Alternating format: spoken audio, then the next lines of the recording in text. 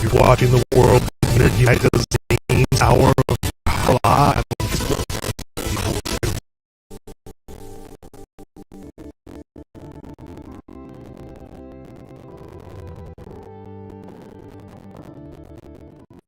Okay, and we are live.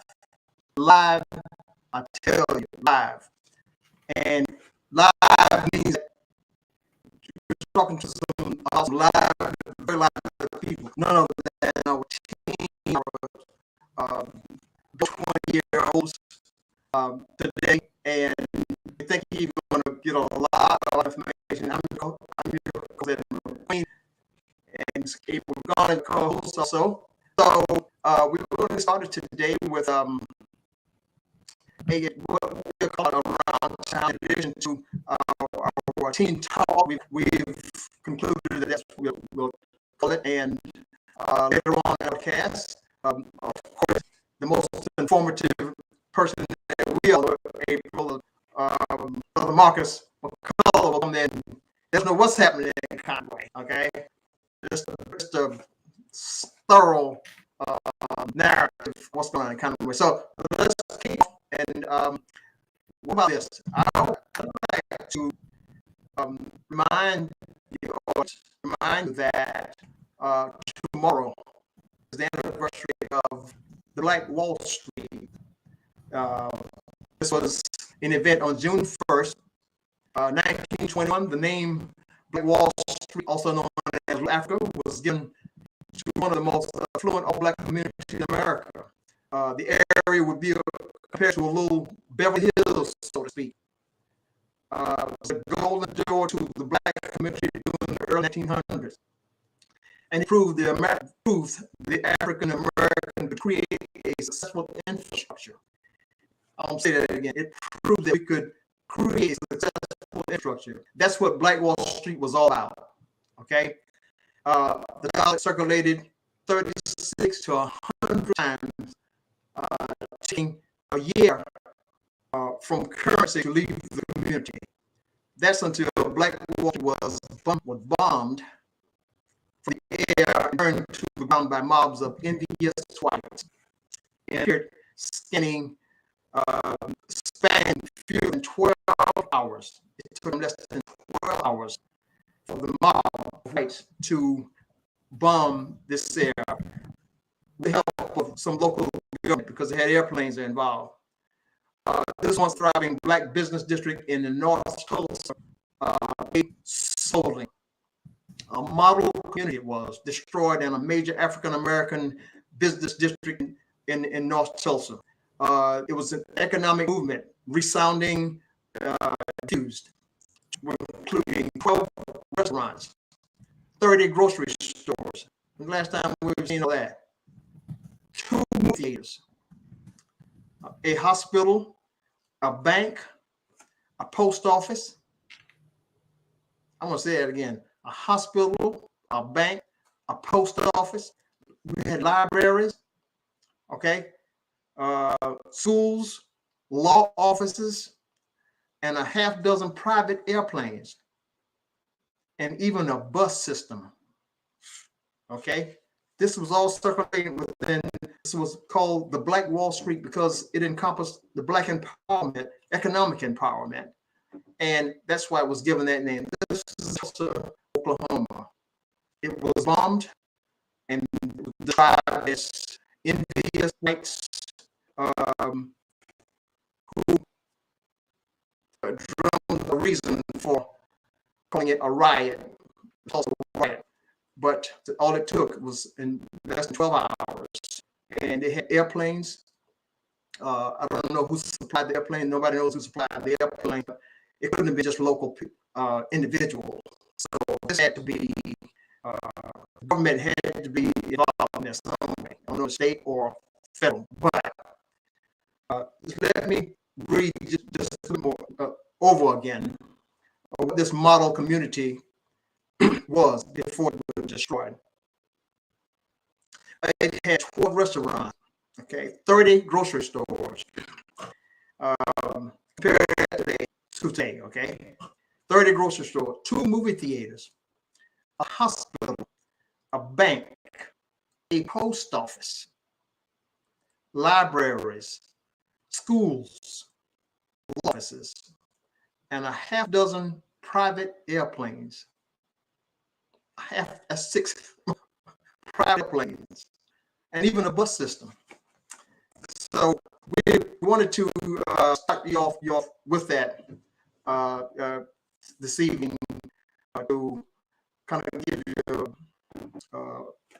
not a flavor of how this program is going to go, but we're looking at the future, what we're going to be talking about today. That's why we're calling it a teen show or teen. We became, it's around town anyway. But anyway, that little history should serve as a background of what these teens that we're talking about today can do in the future. So let's, if we can, go with our guests. April, what do you think?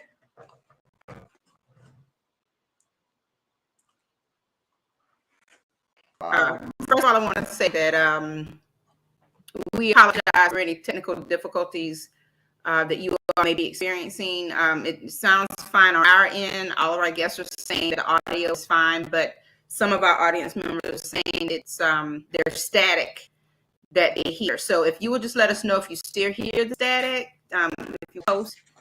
If not, then we're going to continue because I don't see a problem on our end, but we do apologize if you are hearing it on your end. And on another note, as far as the history that Brother Edward just shared with us, I think that it's really important for us to understand whenever we reference Black Wall Street and we reference the fact that we want to bring it back and we need to bring it back. Some people don't really know the history of Black Wall Street. They've heard the term and they've used that term before, or that name or that phrase or whatever you want to call it. But I think that, there's a lot underneath it that we can learn from and even more so related to the fact that within our community and within our culture, we have the opportunity, we have the intelligence, we have the strength, we have the power, we have the influence to create these Black Wall Streets all around the country. And Absolutely. it doesn't have to be in a metro town. It could be in an urban or in a rural area, especially rural areas, where there are very few goods and services that are available for people. When I think of Black Wall Street and work that I've attempted to do with the network, it drums up a few thoughts in my mind.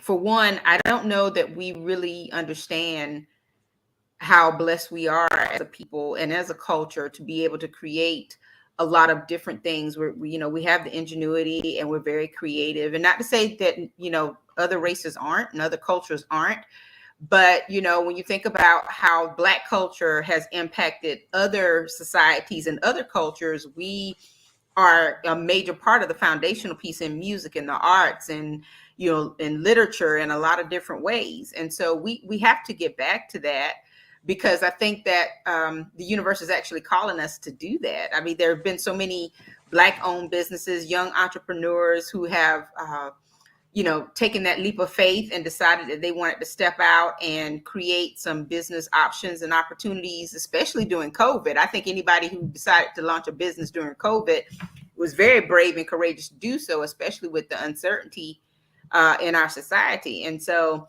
and what we're finding after coming back, well, I won't say coming out of, I'll say coming back from some of these COVID situations that we are having, is that people are actually looking for newer ways to do business and to become employed and to make money and to, get on their grind, as people say, to hustle or whatever the case is.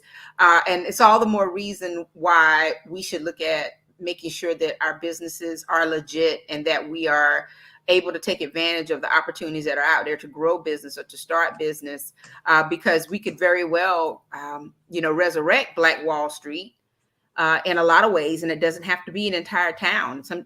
I believe in crawling before you walk. I think if we start with an idea or a concept that's kind of like a business incubator of some sort, and we grow from there, then it's a matter of time before we actually have inhabited an entire city where we can call it we can put it as Black Wall Street on the map. But we got to want it. Yeah. That's the big thing. We've got to want it, and we've got to support it. We have to be more than talkers of it. We have to be doers of it. And a lot of times, that's not always the case. Absolutely. And so, as you mentioned, the young people who are going to be on here tonight, Marcus had the idea of bringing some more young people on this week to just kind of chat and talk about, what's going on in their lives and things that are impacting our communities now that they may have some thoughts or insight about. And, I think that looking to the future, just like you said, is one of the things that we can definitely talk to them about. And so, we're going to bring on Brother Marcus in 2 seconds, so that he can give us his typical weekly updates. And then we're going to introduce the young people who are here tonight. And we're going to have a conversation about this and kind of get inside their head so we can figure out some of the things that we need to do in order to, get back to that essence of Black Wall Street and strengthening our Black community. So Marcus, how are you doing this evening? I'm doing great. And I definitely agree with the Black Wall Street thing. Commerce has always been a big thing in the Black community and Black-owned businesses. So we have to make sure that not only patronize these businesses, but support them as well. Mm-hmm. Advertise for them. Word of mouth is probably the most effective means of advertising there is. Will always be. Mm-hmm. Telling everybody, I get my stuff from here, or I eat dinner here. But we have to make sure that we produce a quality product. Absolutely. Whatever service you're offering or whatever good you're supplying, you have to make sure it's quality. People want to go get it. you don't want to be patronized just because it's a black business. You want to be patronized because you have a good quality business. Mm-hmm. You know, and like you said, especially people starting businesses and different entrepreneurial ventures right after or during COVID, you know, that was extremely hard because people aren't getting out. Right. That's right. You know, but it also offers a very big opportunity. Mm-hmm. Because to think about it, people have been locked in their homes for 2 years. They're ready to get out and experience new things and try new restaurants and go different places and start living what we consider to be a normal life. Mm-hmm. So it is somewhat of a spike or a boost because we can, you know, the economy was stimulated a couple times, so it helped in that aspect as well. But it's up to us to really provide that need and meet that need in our communities for sure. Mm-hmm. And we can do it. I mean, just think of all the people who are in, you know, a variety of businesses and a variety of sectors. I mean, we naturally have our barbershops and hair salons. I think we're going to always have that. Always going to have those. Yeah. But, you know, it would be great to see some clothiers, people who actually make clothing, like, you know, Right. tailors and seamstresses and, Right. bringing to the forefront more black banks. Right. Not just bankers, but black banks. Right. You know, yes. You know, grocery stores. Right. The food desert problem, we can definitely conquer that. And there's a gentleman in Florence who opened, what was it, a Save-A-Lot or Save-A-Lot. Yep, yeah. right. You know, why can't we do that in Horry County? You know, that kind of thing. And I think too, part of it, Marcus, is all about you know, that infamous crab in a barrel mentality or mindset that a lot of people believe we sometimes operate under. And, you know, I don't know why that exists. I think it exists across many different cultures, but I believe that sometimes people just have this notion that they don't want one person to outshine them or to, you know, to elevate higher than they are for whatever reason. And, you know, that's the kind of thing that will continue to suppress communities and continue to suppress cultures, because we should be working together. We shouldn't be tearing each other down, and we should definitely be supporting one another as much as possible. And, you know, this is something that has always been kind of perplexing to me, right? Because we just don't see it as much as we should, you know. So, you know, hopefully with the things that are coming up in the near future, people will continue to be innovative and forward thinking, and will want to progress and try to create some other options that we need in our communities. Because believe it or not, yes, we are headed into a recession. It won't happen this year, but it will definitely come in 2023. We're going to see the effects of it. We're already seeing what's happening with inflation and these gas prices and, you know, things like that. And so, you know, that's just the tip of the iceberg. And I know people might be a little bit apprehensive about starting businesses, but again, there's always a niche or something that people can create or offer, whether it's a service or a product or whatever. There's always something that somebody needs. And it's just a matter of digging deep to figure out, you know, what can you do that's unique? I mean, we don't need 10,000 t-shirt vendors. We don't need, you know, 10,000 people selling tumblers and mugs. We need some really substantive business ideas that are foundational for communities. You know, it's okay to create those kinds of businesses, but we need to start researching the foundational pieces that we need sustainability. Right, sustainable. Exactly what it is. What we need, sustainability. Yeah. Right. But when we start off with these things, we must plan for sustainability. In other words, I don't know how many business plans I've written. It may not have been that many, but when you're trying to get resources or money for your project, you got to build in that time that you think is going to be a downturn, and you got to get enough resources to cover that. Right. Okay. You know, and the thing I look at, you know, I'm big into business. I like business. I like watching how businesses grow. I like watching different cities' chamber of commerce and seeing how things can be adapted. And the biggest problem we face is complacency. We think, Oh well, yeah. somebody else will do it eventually. But there's no Mm-hmm. need to wait on eventually when we can do it now. Provide that need and that service that's not going to crowd a market.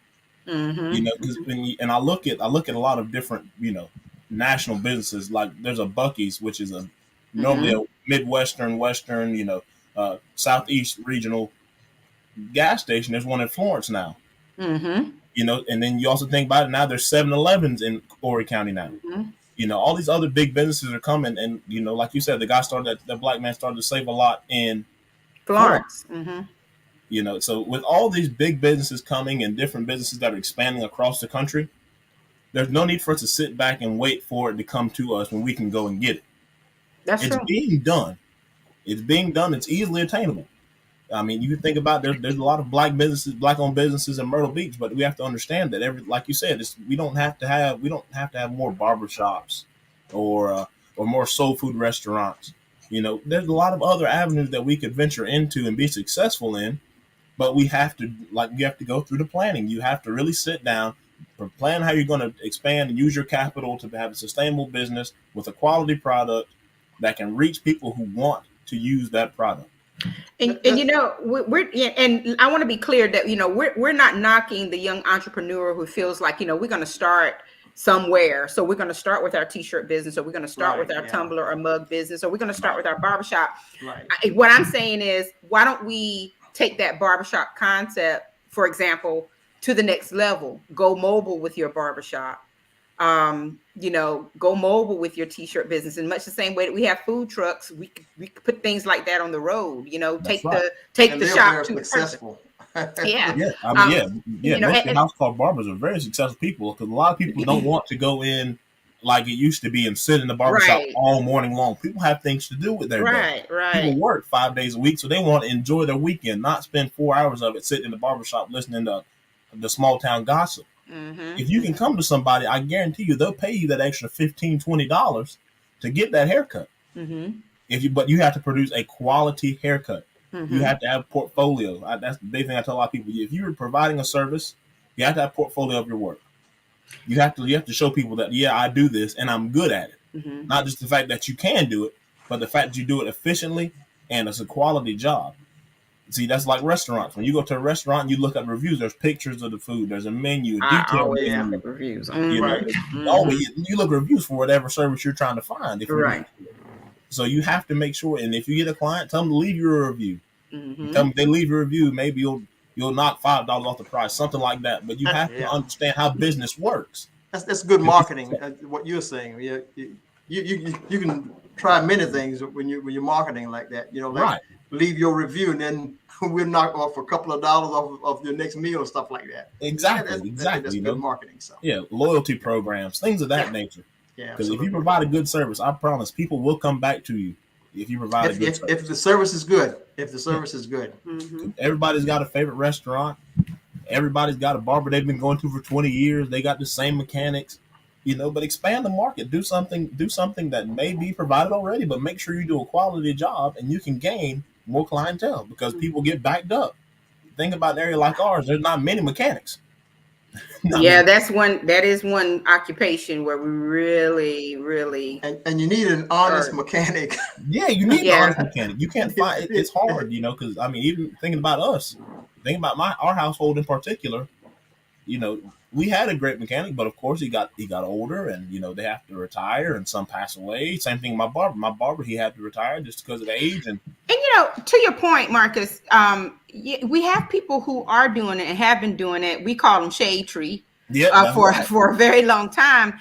And these are the people who can actually groom the next generation of mechanics. So if to your point, as an example, if you're starting out in that field and you know of a great mechanic, someone that you've been going to for years, or your family's been going to for years, why not go and work with that person? Because I'm sure that those people are probably inundated with work and they can't even keep up with the work. So you already have clients coming in, and then eventually you may be able to take over the business should that person become incapacitated or retire or whatever the case is. And so part of that is that mentoring system, that needs to happen in business. You should each one teach one, as they say. and help to grow businesses. And I think that's why, for example, and I'm going to lean on Brother Edward's summer job program. You know, the summer jobs program introduces young people to work opportunities. And a lot of times they don't have the opportunity to work, especially at a much younger age. And so already you're introducing them to something that takes place in the form of an internship or job shadowing or whatever. And even though it's short term, it's still very impactful because you never know. You may introduce that young person to the world of mechanics, and then they decide, well, you know what? I'd love to be a diesel mechanic, or I'd love to be an airplane mechanic, or I want to be a car mechanic, or whatever the case is. But you have to start somewhere. So we definitely need to get people who are in business more inclined to be intentional about allowing young people to also come in and help. And then, you know, for a quick second, going back to the uniqueness of business, I'm actually going to hype up someone who is doing something very unique up at Chops Produce, and her name is Kiara.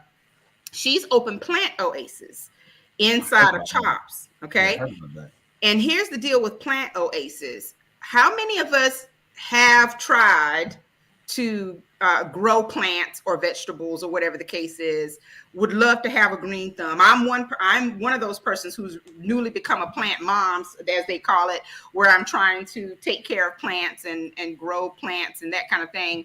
And she has a natural knack for this kind of thing and has introduced that concept at Chop. So you could go in there and you can see all the beautiful plants that she's cultivated. You can purchase plants. You can get advice from her on what to do if your plant is sick. You know, there's a lot of different things you can. And how many people in the Black community can we say we can go to for that kind of knowledge, you know, as far as how to nurture plants and that kind of thing, or grow fruits and vegetables. So there's a gentleman in Georgetown County, Tim Chapman, and he's, you know, since his retirement, he has taken his love for gardening and turned it into a movement where he's teaching people how to grow their own produce and when to, you know, when to plant, when to prune, when to pick, you know, and he's hosting workshops all over the place. A new business venture, just like that, from a deep-seated passion. And so, you know, that's what we have to look at too. It's like, you know, everyone sits where they are with some type of passion for a thing, you know, whether it's singing or making things or growing things or cooking things or whatever the case is. If you can turn your passion into profit, if you can turn your passion into something that others may need and want, then that's also a place to start. So we this is a whole, Brother Edward, I think we need to schedule another show where we're actually having this type of a conversation and kind of expand on all of this, you know. Yeah, just let me add a little flavor to the person that chops. You're saying maybe that particular person should take some advice on what you just examples that you just brought up, April, and that, but is to maybe she or he can start a forum and get the word out and have little gatherings. And I think that's what she's doing. Yeah, you're right. And I think that's what she's doing. She, you know, she we definitely need that. Right. And then two, now you can't do business and just, I guess, assume that because you've opened the doors, people will come. You have to go out as well into the community and get businesses. So she is marketing herself all around. And there's another business that's inside of there, the Juice Crush. I mean, that makes sense inside of a produce business, that you have someone who they're making fresh juices from fruits and vegetables. And so, you know, very unique ideas there inside of a produce stand. You actually have someone who can teach you about plants and someone who can press your juices fresh and naturally for health benefits. Right. Makes sense, right? Oh, yeah. So, you know, there's a lot that we can definitely talk about. And I think we can definitely create a show around, like you said, commerce and economic development and all that, and just talk about some great ideas. But Marcus, I want you to get into your city and county updates now, and then we'll take a quick commercial break before bringing on our special guests, and we'll get their thoughts on some of the things that we just talked about for the first half of the hour. Yeah. Well, you know, I don't have a whole lot this week. It was pretty quiet week, thank goodness. You know, here in Conway, except for the events that took place on Sunday. I tell everybody to please stay safe. There was a lot of activity on 544 as far as violence and crime, so please stay safe and watch your surroundings when you're out and about.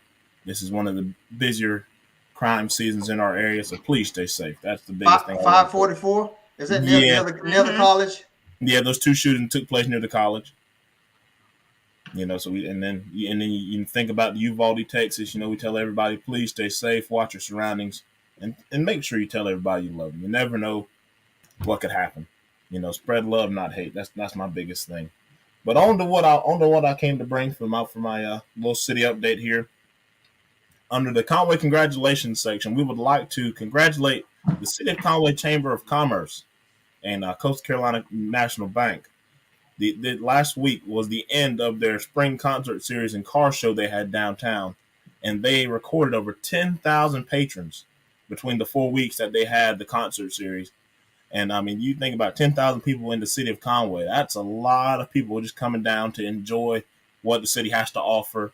A lot of people who weren't from Conway, people who came from Myrtle Beach and Surfside to get away from all the bike traffic and the tourism taking place from bike weeks and that took place, and also, you know, we're bringing a lot of positive feedback coming in from people who aren't from this area, who came and witnessed what we had to offer. You know, because it's great that the city of Conway is now offering things to showcase what our locals have as far as talents and different vendors, shops, restaurants. You know, it's great to see the city of Conway in a positive light. Now, since there weren't any meeting updates, I'm going to go ahead and talk about election season, because this is definitely one of the most important elections we've had. We're going to have coming up real soon here. We got a lot on the table. County council chairman, county council seats, school board seats. There's a lot of things on the table. There's over 26 open seats that are going to have elections taking place in Horry County. And a lot of people don't understand with the new voting laws that were passed by the South Carolina legislature about absentee ballot applications and getting absentee voting in. So I want to kind of do a little bit of a forum here on that. So anybody who was already pre-registered to have been an absentee voter in any past elections had to have their absentee ballots in by today at 5 p.m. Today? Yeah, today at 5 p.m., which they probably more than likely already knew this. They got it sent in mail, email, via phone call, if they're already registered to absentee voting.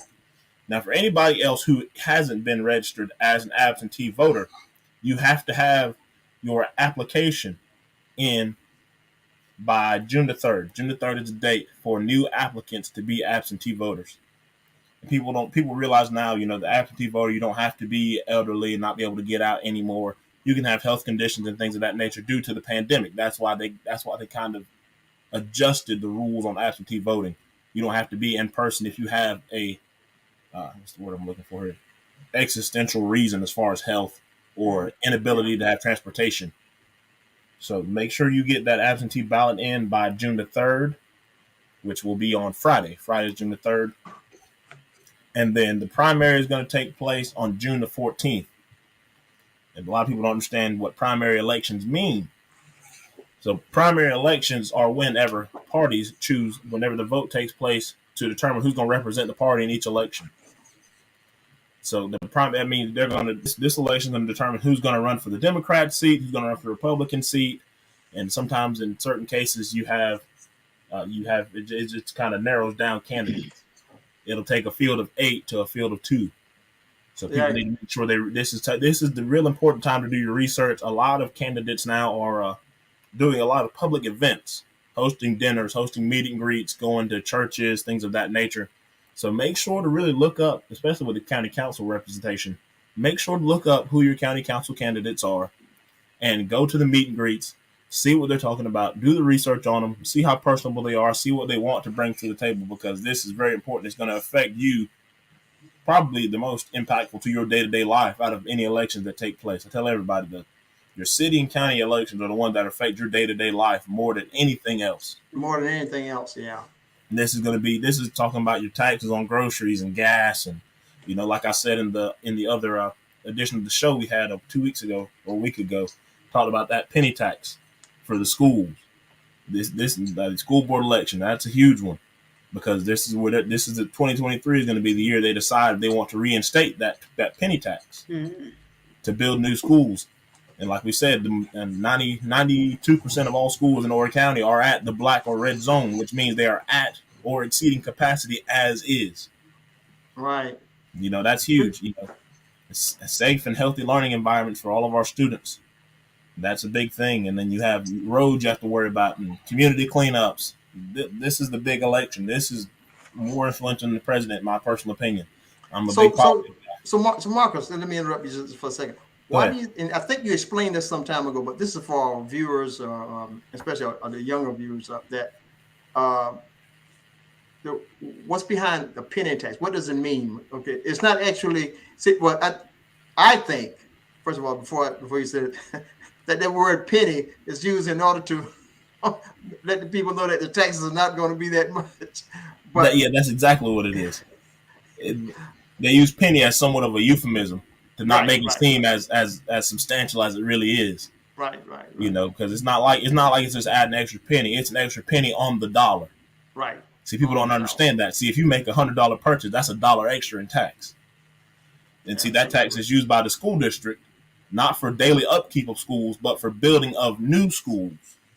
It doesn't supply anybody's salary, or it's not supposed to. I'm not in the finance department at the school district, but I'm explaining how it's supposed to be spent. Yeah. It's supposed to be spent for daily upkeep and maintenance of schools and building new schools and adding on to athletic fields, things of that nature. So thank you for that. Yeah, no problem. And anybody who's ever been inside an Horry County school can tell you they are packed. They are stuffed. Teachers have 30 and 40 kids in the classroom in certain scenarios, and the number of teachers is declining every day. More and more of your older teachers are retiring. They're going home. I mean, they've done 35, 40 years some, and then, they ready to live their life too, and they have to build these new schools, new up-to-date schools, so we can keep up, so our area can advance, just like big metropolitan areas. If we're behind, South Carolina is one of the furthest. I think we were about 2 years ago. We were at the bottom of the list as far as education. So for us to say we want to expand and we want to be like everywhere else, it's time for us to step up. So we have to build these new schools, these new outdated schools. We have to give the kids what they need. We have to help support the teachers, support the education system. But let me get off my soapbox because we'll talk about that all day too. All right.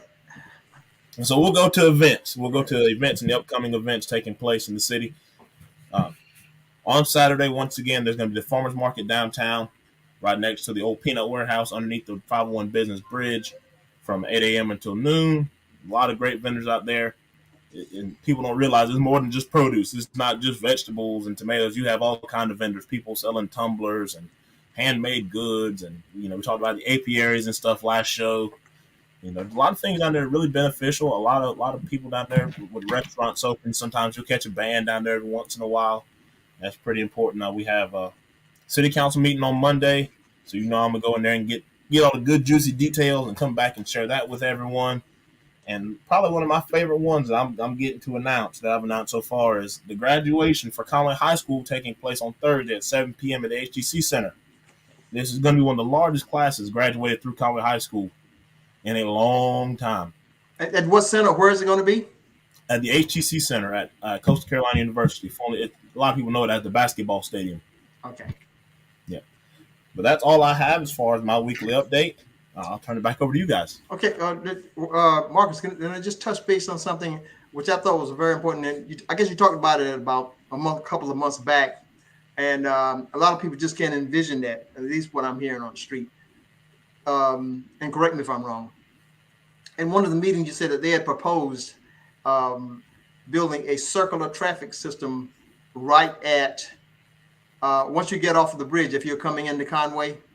Is that correct? Yep, right at the base of the 501 Business Bridge, coming in front of City Hall and at the corner of Papa's General Store, right there in that little corridor of town. That intersection would be a circle. Yeah, that would be a roundabout, just like the one on Singleton Ridge Road. Right. Okay, that's a lot of displacement there. Buildings. That's a lot of displacement. Yes, that is a lot of displacement, and I think that they got so much backlash from it. They said in the meeting, most of the city councilmen and women, and the mayor herself said that people were coming after it was published. in the newspaper. People were coming up to them in the grocery store, coming to them at church, and they haven't brought it up since. I think they got bombarded so quickly and it got overwhelmed by the public feedback on that they haven't talked about it anymore, which is only brought up at their budget retreat. Okay. So nothing is enacted yet. Of course, they only have just consultants coming in and engineers coming in to drop some plans, but nothing set in stone as to what's going to happen. Good. Okay. Absolutely. All right. Well, thank you so much for that update, Marcus. You can always use that. All right.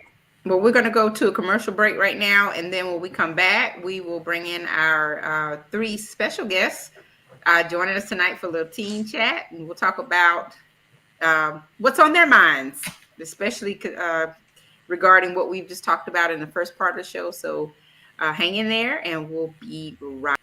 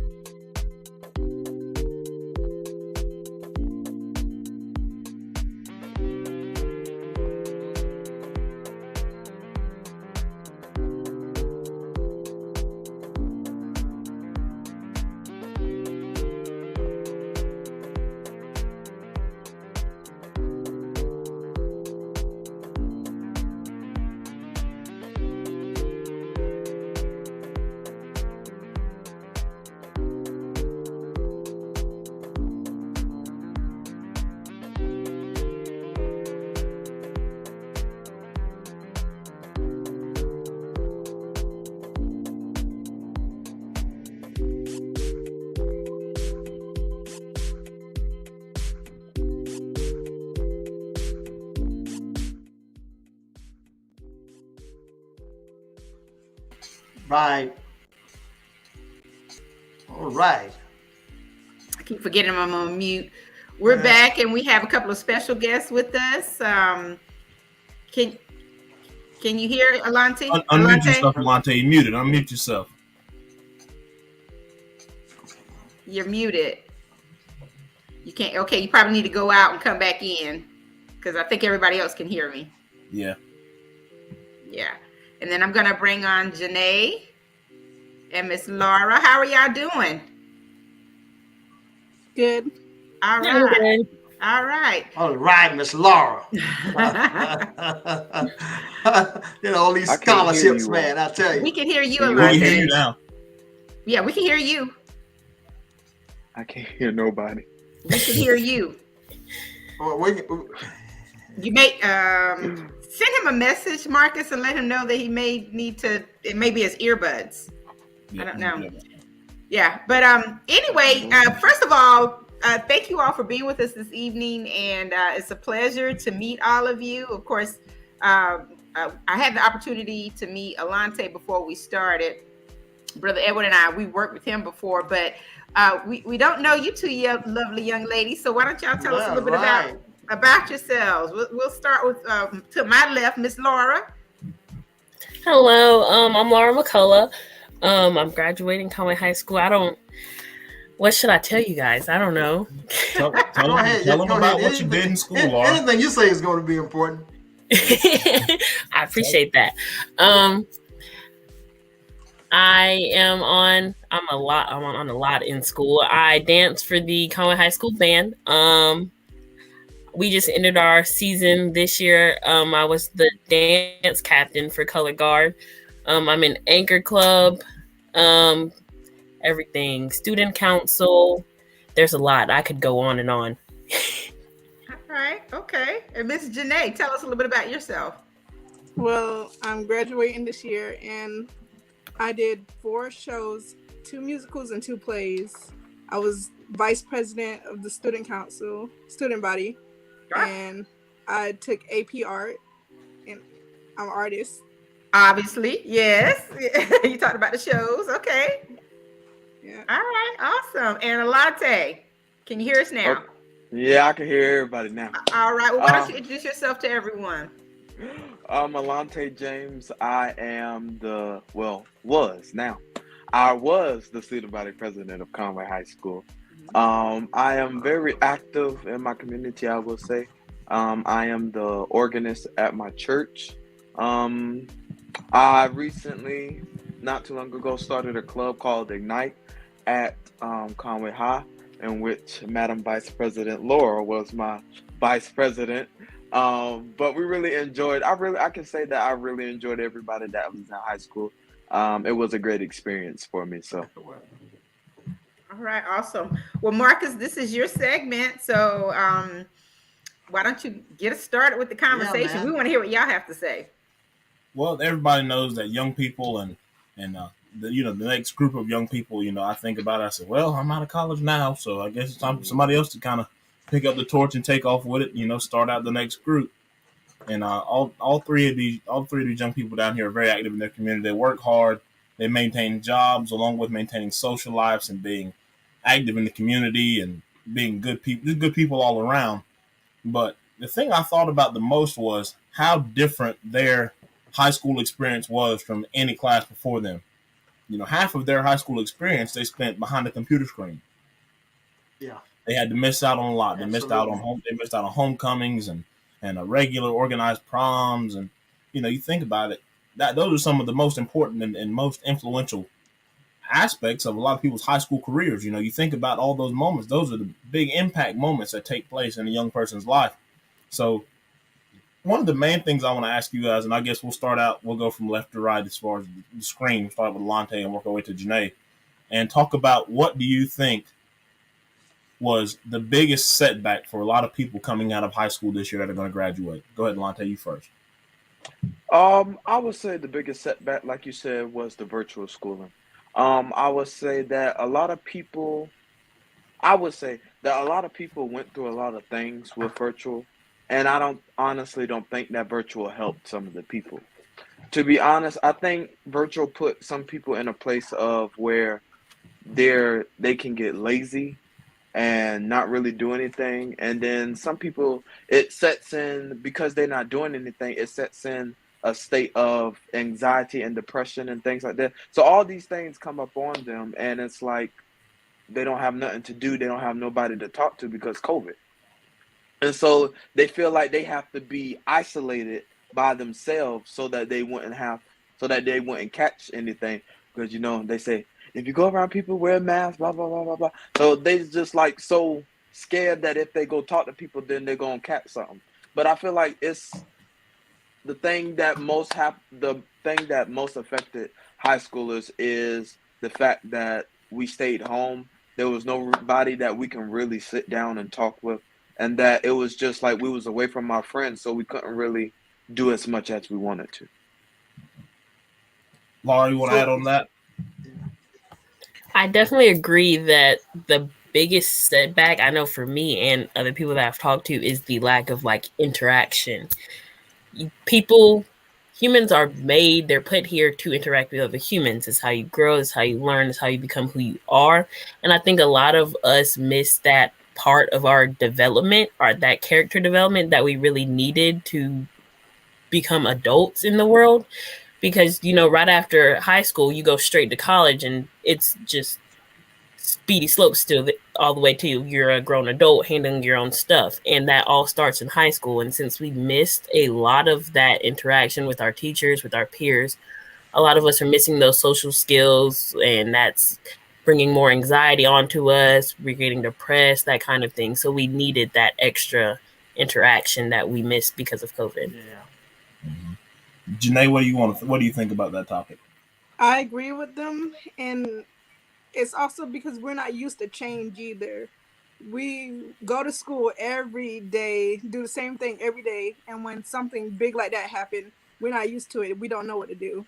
So, in a way, I think it helped us too, because it helped us adapt to change.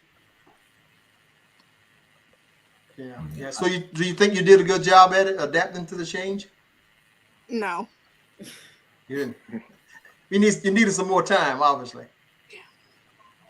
And and I sympathize with a lot of kids who graduate right now, because they're going into a world that's in somewhat of a shell shock. As far as us reacclimating to what we consider to be our daily life, Right. and these kids are missing out on a lot of social skills, like all three of them have said, the social interaction that takes place when you go to start a job, or the social interaction when you're trying to make friends on campus if you're going to college. Because a lot of kids now, especially, are going straight into the workforce instead of going to college, because there's so many different avenues available that weren't accessible not even 4 years ago. And also with a lot of schooling, if you want to go into the workforce, a lot of your certifications and stuff you can get within a year. And it's free now, especially at places like Georgetown Technical College. It's free, so these kids can go out and get into the workforce. But a lot of their social interaction and the networking and knowing how to communicate and how to properly do things that would take face-to-face interaction, those skills are somewhat, I guess, dulled from not being able to use them properly for 2 years. I've always wondered why the virtual aspects of learning, aside from the fact that there was limited access when in terms of Wi-Fi and different things that kept a lot of students out of the learning cycle, simply because they didn't have access to it, or it was difficult to get access.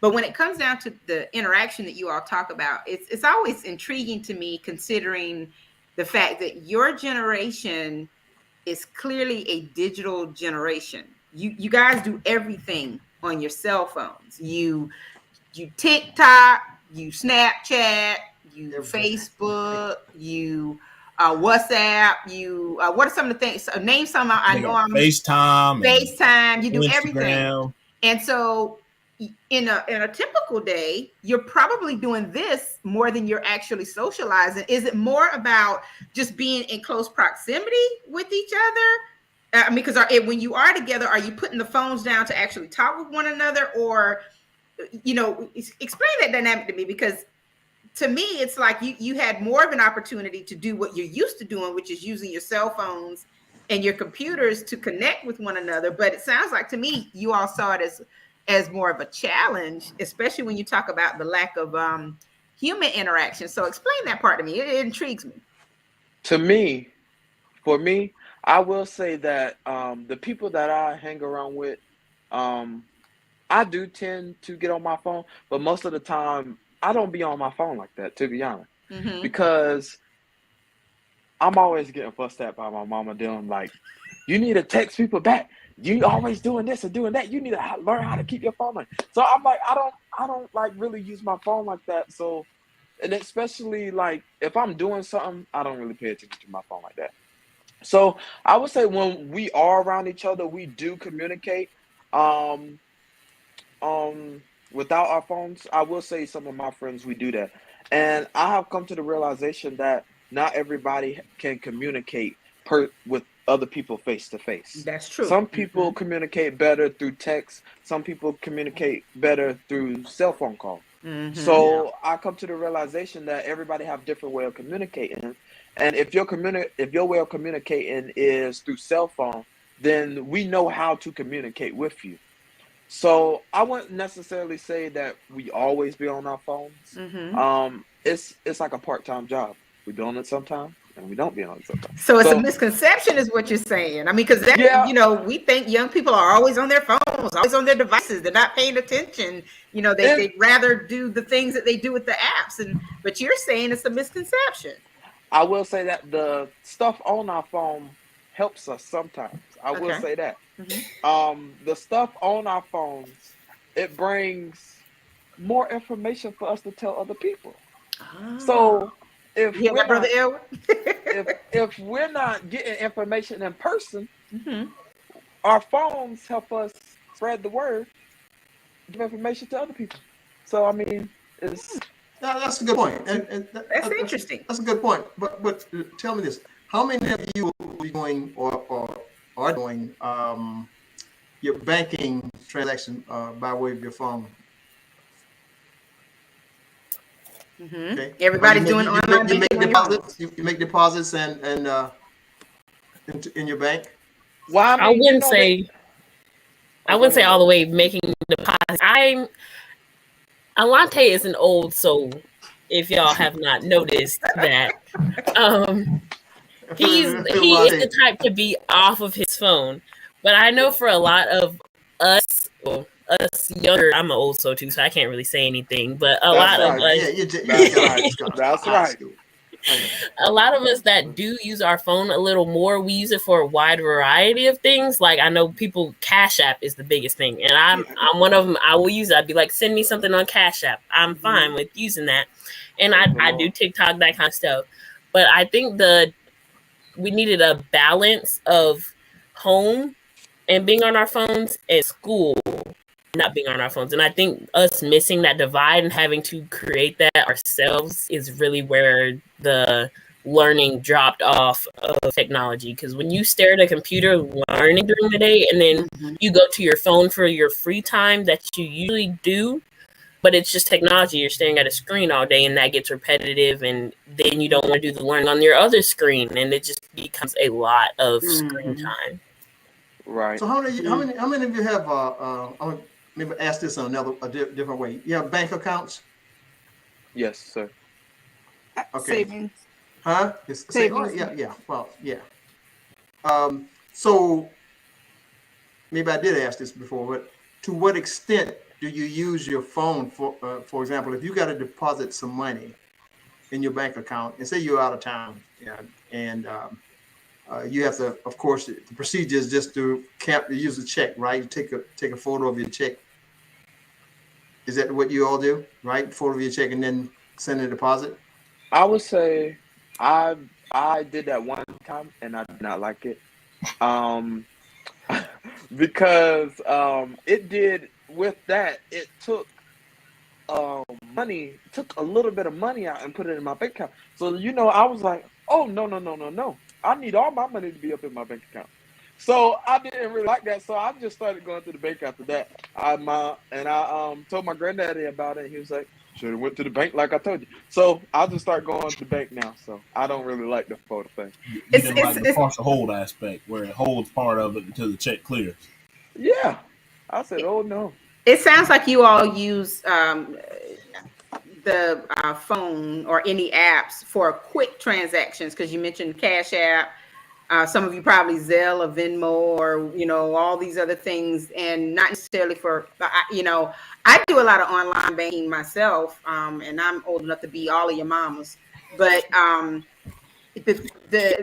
use it for the quick transactions, but also bill pay and things like that. So, Brother Edward, I think they're in tune to the banking stuff as far as the transactions are concerned. I Let think me, the let me biggest clarify, difference. clarify April. When she said oldest, she can be all of your mom. She meant one at a time now, not. No, I mean, okay, so I'm not even gonna get to it. Y'all can let me know it. I know Alante's mom. I know Marcus's mom. Yeah, you know Laura's mom So too. that means I know Laura's mom. Janae, I don't know if I know your mom. You Give might a shout out to your people. Shona Hunt. Who? Shona Hunt. Oh, girl, yeah. So yeah, I could be your mama and your mama and your mama and your mama. You could all be my children. I'm old enough to be your mother, is what I'm saying. Yes. Okay. And the thing is, especially with this group of young people, with Laura being my younger sister, I got to see them all mature in different ways and watch them become social again after the pandemic. I mean, the group of seniors coming out of Conway High School this year is probably one of the most united groups across all fronts. They do their best not to discriminate based upon anything as far as race or socioeconomic class. I mean, it doesn't matter who they are. They all blend very well and get along very well. I mean, they organized their own senior brunch outside of school after they had been. This is after they had already been dismissed from their last day of high school. They all got together, a big group of them, and went out and ate brunch together, just because they wanted to share that moment as a class. Mm-hmm. So to think about the fact that those young people, like how many of y'all were there that attended that brunch, guys? Probably 15, 20, right, Laura? Probably like 20 something, probably, yeah. Yeah, that's big to get a group of 20 plus young people all to go to one place during their free time just to hang out with their classmates. Yeah, and that doesn't even include the amount of people that went with us to the beach for senior skip day, and then we ate afterwards and that kind of stuff. And I will say that being with this senior group, we may not agree on everything, and we may not too much deal with each other. But one thing I can say, that when it's time to get stuff done and time to come together, we will do it.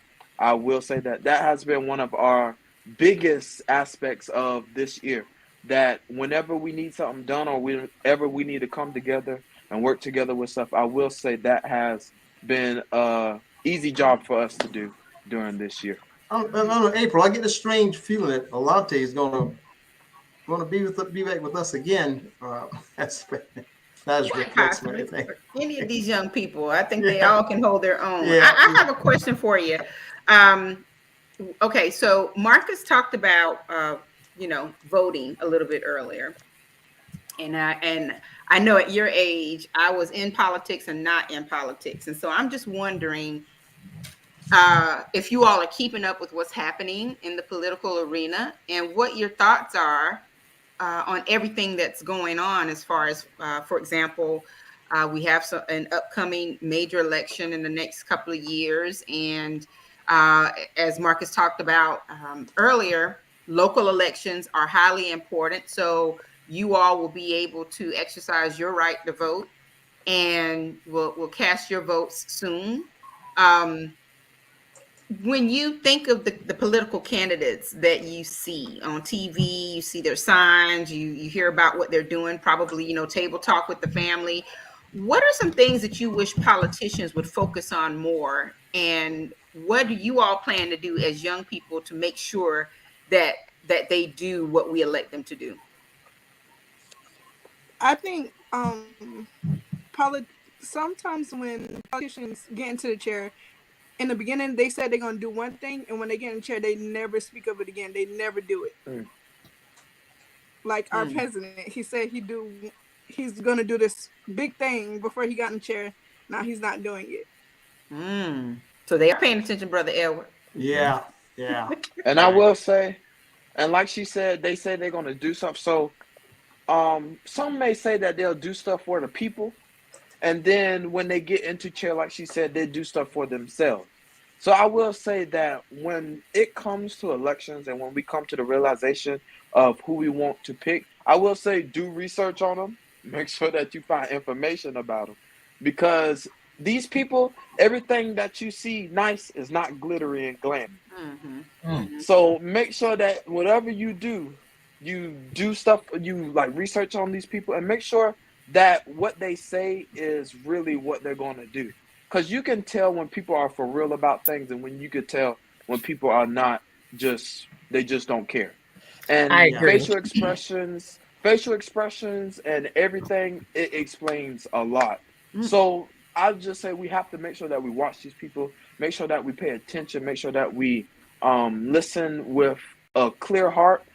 First, a clear heart, and make sure that we get to know them before we just start randomly out of the blue, just judging them off of regular stuff. Which issues are most important to each of you?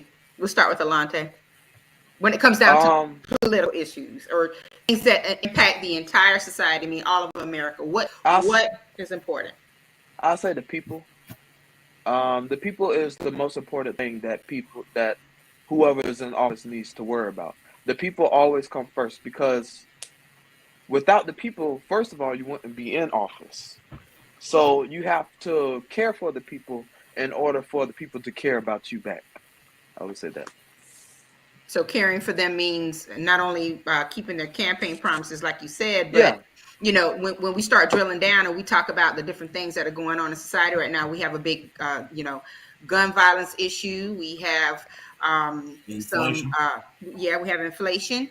We have some personal choice issues. There's a lot of things that are on the table that will impact your right, generation specifically in a very major way. So, right. you know, And I if wouldn't and I wouldn't say, I know it's going to take time to get these things done, but at least try to prepare for the times that's going to come, Mhm. Right. because we never know what might happen during these last few years that we're going to be like growing up, because we're young adults and we have to experience the world and everything. But you can also help us get prepared for what's about to come.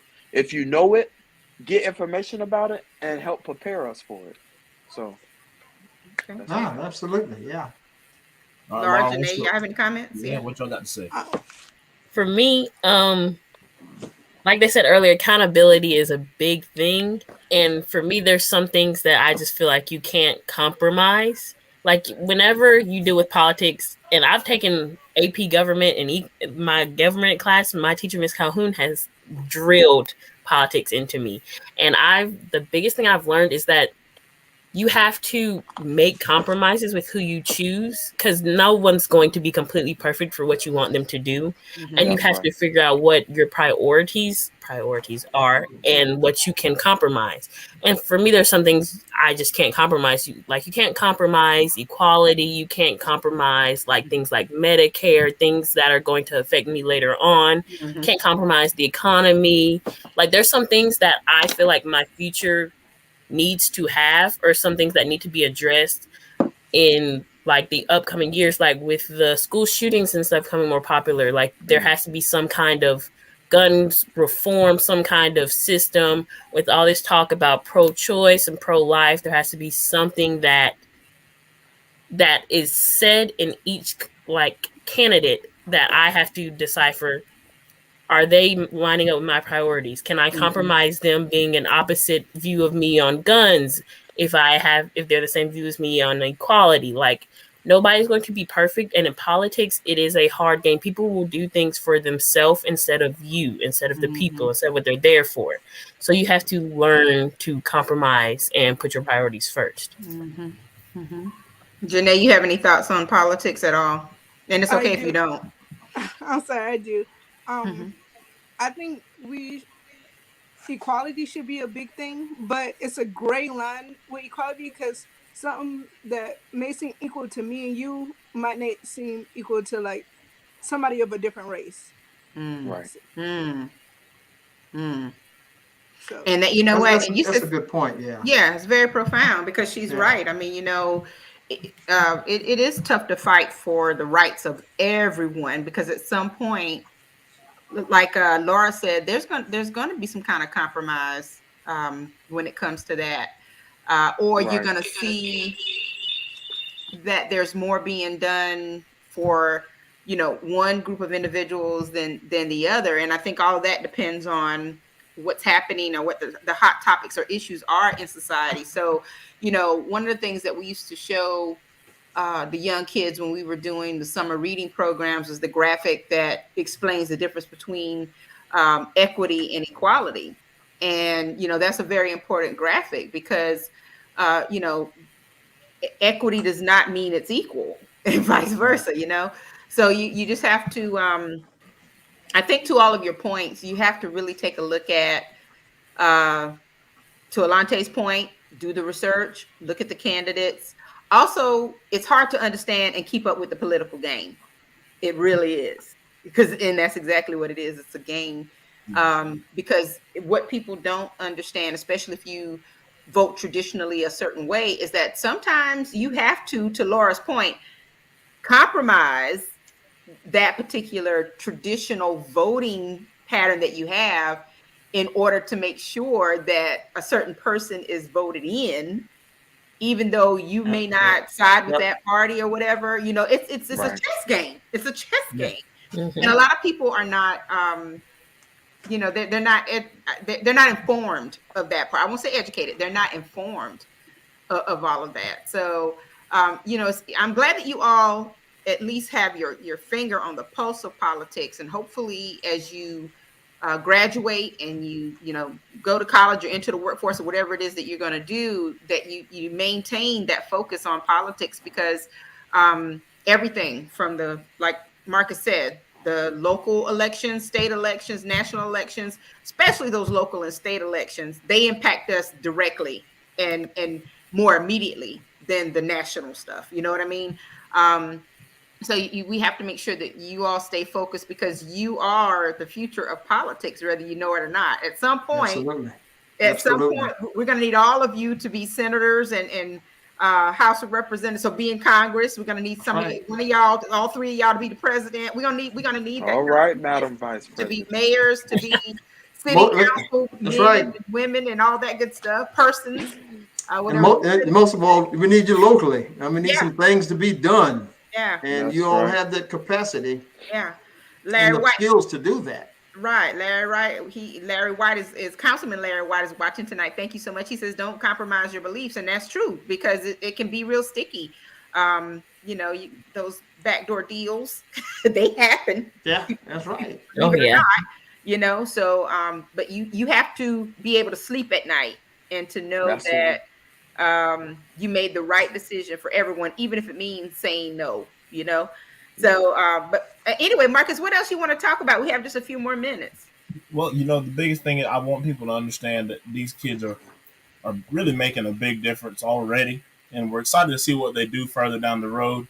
So, just a quick wrap up, guys. Just tell us about your plans for post high school. Tell us what you're going to do next step, where you're going, what you're going to pursue. Well, I guess we'll go right to left this time. We started on the left last time. We'll start with Laura this time, and then work our way back to the left. Yeah. See what Laura has to say. That shit. She's getting all these scholarships. All right. Me personally, I plan on going to USC in Columbia. Major at the moment, yes, go Gamecocks. Sort of. My major at the moment is nursing, but of course anything can change at any time. So we're between nursing and athletic training. My end goal is either being a travel nurse or traveling with some sort of sports team, working with their athletic department, being the athletic trainer. But my main thing is travel. I want to travel. I love traveling. You never know what life has. I can list for you all my hopes and dreams right now. I want to own a bakery. I want to run a food truck. There's so much that I can do. So much that I can name. I'm glad you're sharing it with us, though. Yeah, she can cook. I'm just so glad you're sharing she it can with us. cook. But look, Laura, don't be surprised if during your tenure, as you're trying to become a nurse, don't be surprised if you get that itch. You don't want to become a doctor. Don't be surprised. That's what everybody says. Everybody says once you start, it's hard to stop. Don't be surprised. I'm ready for it. If anything, I am. It's good to hear. Bishop James, you next. So pretty much, I plan to go to CCU, Carolina, Coastal Carolina University. I am majoring in business management and I am minoring in finance. So I do, while I'm in college, I do plan to invest in stocks while I'm going through college. And as I invest in stocks, I will continue to invest in. And then I said by the time I'm 25, but I'm gonna stick to it for now. But by the time I'm 25, I plan to go ahead and start buying out businesses and starting my own business and things of that nature. So, Man, boy, what do we have here, April, today? I'm loving it. Mhm. We got some ambition. Yeah, ambition for the future. You got a wow. panel, that's Look, for sure. especially when you start talking about buying businesses. Look, I mean, at least you're thinking about it. Right. You've already got a leg up. All right? Mhm. You're thinking about it. yes, and I already do have my own business. It's car detailing, and it's called Alante's Exclusive Detailing. So I All do have right. that too. So Right. I love it. I love it. Young Absolutely. entrepreneurs. Still in high school and, Yeah. and has his own. I love it. Is Janae still with us? Yeah, I am. Mm-hmm. Okay, Janae, go ahead and give us yours too, baby. We want to hear about everybody. Okay, I'm going to USC. I originally was going to go for nursing, but I got mine switched over to biology so I can do my prerequisites All for right. pre-med. Well, All all right. right. Right. And on the side, right now I have a art business. I have a website where you go and I'll just draw whatever you want me to draw. And What is the website? I already forgot the name of it. It's on my Facebook. Oh, well, you have to share it with us. Yeah, you got to share Yeah. that. I will. But my Facebook right now, I'll tell you my Facebook. It's Janae Freshly, and it should be at the top. Okay. And that's what I'm gonna do right now. All right. Well, Marcus, you have certainly brought on some very talented and highly intellectual guests, and it's been a great man. conversation. We definitely have to do this again. Yeah, absolutely. And congratulations to all of you. We wish you all the luck in the world and peace and blessings to you. And we can't wait to see what big things you do. There's great things coming out of Horry County. Great Yes, things it is. coming out of Horry Yes. County. So we You really got four enjoyed giants tonight. right there coming out. Exactly. Really enjoyed talking to all of you tonight. Thank you. thank you. And Thank y'all you for having me. participating. I appreciate Yeah, all of you absolutely. guys No coming problem. and really showcasing what Horry County has to offer. A lot of people talk down about young people coming out of Horry County and they don't understand how much, or these young kids bring to the table. I mean, you got two people here who are, were in high school running businesses. Mm-hmm. That's amazing. And then That's you got doctors and nurses and business owners, Oh. somebody who's planning on being a business tycoon. Things like that's amazing. Just to have that plan at such a young age Absolutely. and already Absolutely. started it. So I really wanted to spotlight and showcase what they bring to the table. And that's We just can the really tip of the have- iceberg. They're just scratching the surface. of That's right. What exists. Okay. We can really have 3 business owners if Laura will go ahead and open up that bakery. Gotta give me a second. Gotta give me a second. Because, I can bake you something on the side. Because, Laura, you gotta because pick them brownies and Rice Krispie treats been mighty good. I know Alante will eat up them Rice Krispie treats. I know, sure and Marks will would. eat up them pies and beignets. I know. Ooh, listen here. You know how to make beignets? Oh my I goodness. I do make beignets. She Wow. make beignets, pies, cakes. Woo! Have mercy. I do. Let- It's a little Well, side go ahead and business. open it Hey, up. well, let me ask you this before we go. So, Laura, are the recipes family secrets, or how did you learn? Oh, well, my great grandma is Laura grandma. Great. Yeah, I Yes. know that. So, a lot of stuff, I see her throw some yogurt and stuff, and I'm like, oh, maybe I should try that. Throw some applesauce, throw some, you never know. So, I wouldn't say it's a family secret, but I ain't going to just pass it out there to Oh, everybody. yeah, don't All tell right. them, Laura. All Don't tell them. right. They might open up their own business from your stuff. Don't tell them. Look, Bonnie Edie says she needs some samples, please and thank you. I got you. You I can't got have them. you. Their Let mind me know. can't have them. Nothing's for free, though. Nothing's for free. Got to make a living out here. That part. That Gas is high, too? awesome. Oh, yeah. I'll just stick with the fish from my brother Marcus. That's all. All right. Well, it's been a pleasure talking to all of you tonight, Brother Edward. Yeah. We had another wonderful show. Marcus, Oh, thank you so great. much Just for bringing great. the Just great show, news man. and these special guests. And we hope that everyone has continues to have a good week. I have to remember and remind myself that today is Tuesday, right? With the day off, I'm kind of thrown off a little bit this week and have a very busy week. But thank you all for being with us, and good luck. Congratulations, class of 2022. Thank you. All right. Thank you. Job well done. Thank you. All And right. God bless. We'll see. Look, we're gonna have you back again. Oh yes, absolutely. All right. Yes, sir. All So, right. Okay, good and thank you night to our audience for watching to our tonight. audience. We appreciate it. We will be back Appreciate next all the Tuesday, comments 7 and from o'clock. everybody. Yes. You know, it really helps our guests too. Okay. Okay. See you next week. All right. Our audience. Bye. Have a great day. All right. Bye, everyone. Thank you for watching the World Community Magazine's Hour of Power Live on Facebook with your host Edward McQueen and April Garner.